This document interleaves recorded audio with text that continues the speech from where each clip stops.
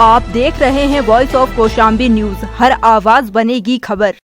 खबर आ रही है उत्तर प्रदेश के कौशाम्बी जनपद से, जहां भरवारी नगर पालिका में समाजवादी पार्टी के लोहिया वाहिनी प्रदेश अध्यक्ष का स्वागत गर्मजोशी के साथ किया गया।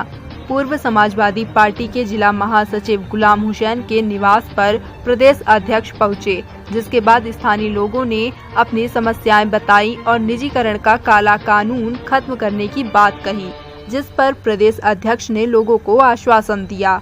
इसके बाद मौजूदा भाजपा सरकार पर निशाना साधते हुए कहा, केवल बड़े बड़े पूंजीपतियों को फायदा पहुंचाने के लिए सरकार यह कार्य कर रही है। किसान, मजदूर व गरीबों की समस्या दिखाई नहीं देती इन्हें।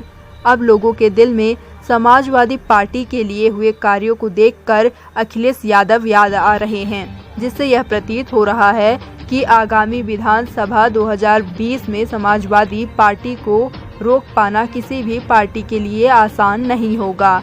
इस स्वागत कार्यक्रम में मुख्य रूप से प्रदेश अध्यक्ष रामकरण निर्मल, गुलाम हुसैन, उद्धव यादव, संतोष केसरवानी, आफताब अहमद, घनश्याम यादव, नईम अहमद, फैजान अहमद के साथ सैकड़ों की तादाद में लोग उपस्थित रहे।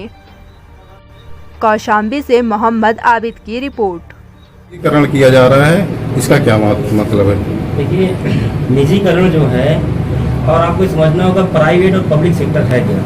पब्लिक सेक्टर जो सरकार की रिस्पॉन्सिबिलिटी होती है, जो सरकार अपनी भागीदारी या अपने हिसाब से जो सरकार हमारा जो हमसे टैक्स वसूलती है, उसके हिसाब से जो विकास के काम होते हैं, विकास की कंपनियां बनती है, जो देश को मजबूत करे, देश की अर्थव्यवस्था को मजबूत करे, देश के नौजवानों को, युवाओं को रोजगार दे, उसे कहते हैं सरकारी कंपनी, और सरकारी यानी पब्लिक सेक्टर बोलते हैं। और प्राइवेट सेक्टर जिसे आप निजीकरण बोल रहे हैं, तो अंबानी, अदानी, ललित मोदी, नीरव माल्या, इस तरह के विजय माल्या, नीरव मोदी, इस तरह के जो तमाम बड़े बड़े लोग खड़े हो रहे हैं, उसे निजी सेक्टर के माध्यम से खड़े हो रहे हैं। तो जिन जिन भी सरकारी चीज़ों को बेचा जा रहा है, उसे प्राइवेटाइजेशन जिसे किया जा रहा है, तो उसका सबसे बड़ा नुकसान होने वाला है।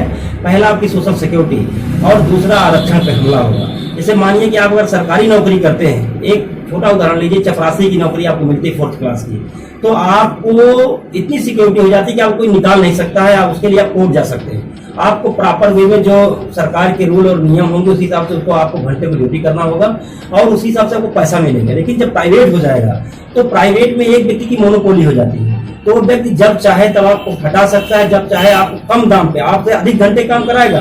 जैसे गार्ड की नौकरी 12 घंटे के काम कराएंगे, 7,000 रुपए देंगे, 6,000 रुपए देंगे, लेकिन आप सरकारी नौकरी में ऐसा नहीं करा सकते।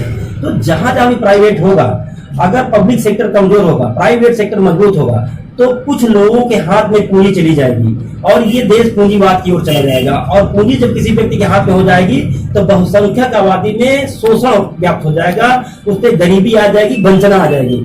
तो इसलिए जो प्राइवेटाइजेशन सरकार कर रही है, वो एक साजिश के तहत कर रही है कि इस देश का दलित, पिछड़ा और मुस्लिम तबका शिक्षा से वंचित हो, रोजगार से वंचित हो, और जो धन्ना सेठ लोग हो, देश की इकोनॉमी को, देश की सरकार को चलाएं। क्या कारण थे कि 2017 के इलेक्शन में अखिलेश को मुखी खानी पड़ी? देखिए, ये आप जो कह रहे हैं ऐसा कुछ नहीं है। देखिए, जनता के बीच में जो भय और भ्रम फैलाया गया, जो नफरत का जहर बोया गया हिंदू और मुसलमान का, यादव नान यादव का जो लड़ाई कराई गई, जाटो नान जाटो की जो लड़ाई कराई गई, वो नफरत की राजनीति जीती है। वहाँ हम फेलियर नहीं हुए हैं। कभी कभी आप प्यार मोहब्बत की लड़ाई में बहुत देर बाद लोगों को समझ आती है, लेकिन जो नफरत फैलाएगी लोगों के बीच में, वो नफरत के चुनाव उन्होंने जीता। राम मंदिर, मस्जिद, हिंदू और मुस्लिम, गाय और गोबर करके वो सत्ता पे काबिज हुए हैं। तो ऐसा नहीं है। समाजवाद विचारधारा आप देखेंगे, उनके वोट का % देखेंगे, और हमारी जो विचारधारा लोगों की जो बीच में हम पहुंच रहे हैं। आज हर व्यक्ति कह रहा है कि समाजवादी पार्टी सबसे अच्छी थी। किसान परेशान है, नौजवान परेशान है, नौकरियों पे रोक लगा दी गई है, सेंट्रल गवर्नमेंट नौकरियां रोक दी हैं। और अभी आपने देखा कि स्टेट गवर्नमेंट संविदा की बात की है कि 5 साल आप संविदा पे रहेंगे तब होगा। तो हम कहीं भी नहीं आ रहे हैं, हम बल्कि लोगों के दिलों में जगह बना रहे हैं, और 22 में इनकी सत्ता को मुखार देखेंगे।